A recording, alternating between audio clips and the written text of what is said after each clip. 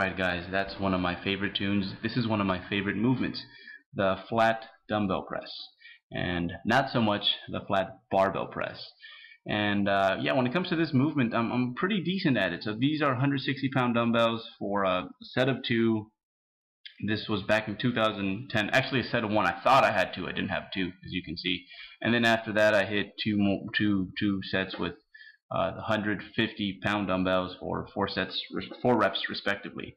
So I'm pretty good when it comes to this movement. I was about 178 pounds in this video, so not in complete fat guy mode, but still I progress pretty darn well, and it feels very natural to me. And I think most importantly, as a bodybuilder, I feel like I'm recruiting the right stuff, namely my pecs. And when it comes to the bench press, due to, for the most part, reckless things I did in my youth, I have a hard time not just progressing on this movement, but I deal with a lot of aches and pains if I bench press too frequently. So I don't. And it really just comes down to that, because the barbell bench press is an excellent movement. But it does bring to the forefront the idea, because this question was directed at myself and my own personal situation, so I definitely want you guys to get something out of this video rather than just something about me.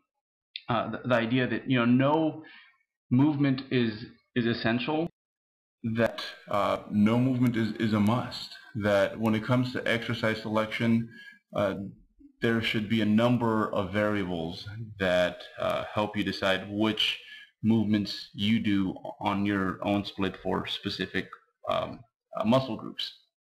So it doesn't have to be a barbell bench press. It doesn't even have to be a flat dumbbell bench press on the bench. It could be on the floor like this video, or a hammer strength incline.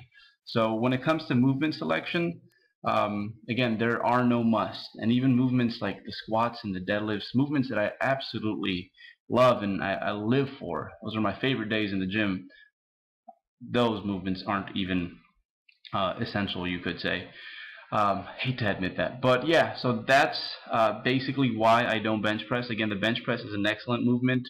I think one of the pros of it is that you can totally take your time to set up and make sure you're stuck to that bench, whereas with the dumbbells you have a split second when you rock back. So there's pros and cons to every movement, but in my case there is too many cons when it comes to the bench press, and specifically in this sport where it's really about longevity.